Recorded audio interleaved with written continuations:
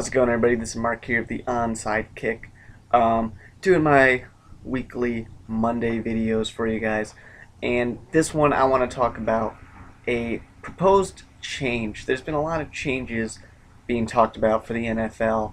You got your 18-game schedule, only 2 games the preseason, moving back the draft into May.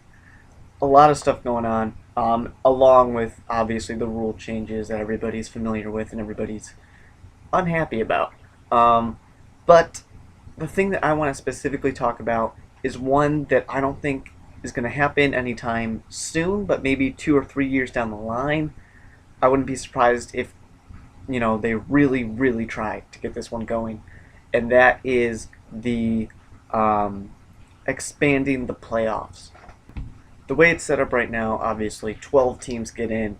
You got your 4 division winners of both conferences, and there's 2 wild card spots for anybody else basically to get in.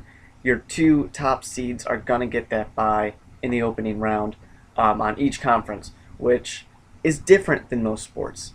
Pretty much no other major league sport does that. Everybody else basically has it set up to where round 1, everybody plays. If you're the number 1 seed, you're going to play the bottom seed instead of just getting a bye.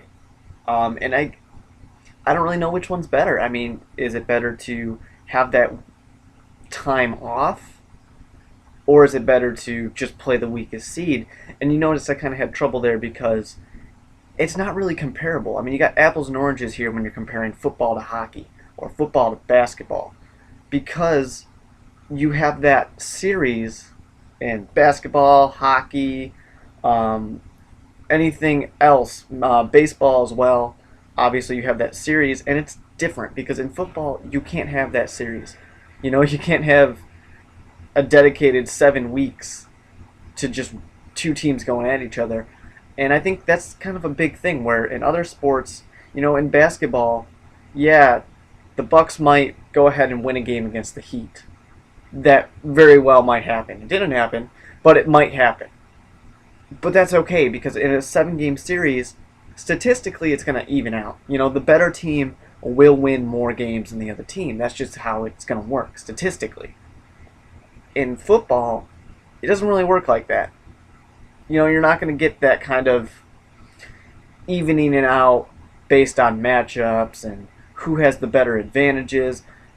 In football, it's, you got that any given Sunday mentality that everybody is obsessed with, and that really is why you can only have 1 game. So, with that being said, we've seen it with the Packers. We've seen it with the New York Giants, teams that can go in just barely and still manage to get to the Super Bowl, win the Super Bowl. That's something that you see in all sorts of sports. We saw it with the LA Kings, and one of my favorite runs in hockey with the Kings. That was just so much fun to watch. A team that came on hot at the right time, and you do get that with football. But obviously, I don't know if you can, I don't know if it works out well because it kind of takes away the advantage. Obviously, statistically, things are going to even out in baseball and hockey and basketball. But when you have the NFL, it really does kind of, what good is there to playing your regular season? Are we going to have the Indianapolis Colts, going for that perfect season, and then they decide, you know what, sit Peyton Manning. We'll lose these last 2 games. It doesn't matter. Are you going to have that? Because, essentially, when you're expanding it out, last year you had a team like the Chicago Bears, 10-6, didn't get into the playoffs because the Minnesota Vikings just barely beat them out. You have situations like that where, yeah, Chicago Bears, obviously I'm going to talk about Chicago Bears. They should have been in the playoffs. The Vikings did not belong there. Sorry, Ricky. But essentially you have something like that, or you have situations, where even just a few years ago, when you have a team, who's, what were the Seahawks? Were they 8-8 or 9-7? But either way, they won their division and they got in. If you have another team down there, you could have 8-8 teams.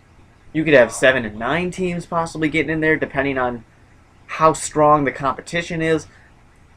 it kind of just defeats the purpose. Essentially, all you have to do is get to a point where you're 9-7, and then you can get into the playoffs, and then it doesn't matter.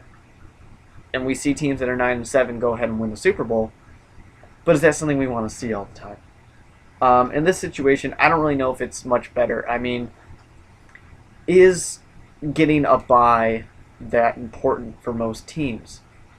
Some would say yes. I guess some would say no. And I'm really curious to what anybody else has to say. So go ahead and obviously leave comments below. Get at us on Twitter. Onside Kick Real is our Twitter handle. But definitely, I mean, it's interesting. I don't know. It really is going to boil down to, is it valuable to have those buys? And I think there's so many players that get injured in football every single year. I mean, obviously, once again, we're in Chicago. We know exactly what it comes down to when it's injuries. We can be 7-1 and then tank because of injuries. It's just what happens. So I don't know. I mean, I'm really unsure on this one. I don't know if it's better to have that wild card spot or if it's better to allow more teams to get in. Because if you allow more teams to get in, the wild card obviously is gone. That's going to be done. So I would have loved to see the Chicago Bears in the playoffs last year, but at the same time, I don't know if that evens out. If we were a top seed, like we were, 3 seasons ago, I don't know if I want to lose that wild card spot. I like the fact that we earned that through the regular season.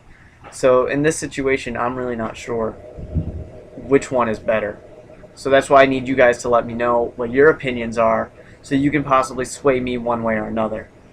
So let me know, comment, subscribe, like us on Facebook, follow us on Twitter, all those things, so we can keep in communication with you guys. And let me know what your opinions on this one are. Also, happy Memorial Day, obviously. It's when this one's going up. And with that being said, the Crosstown Cup, go White Sox.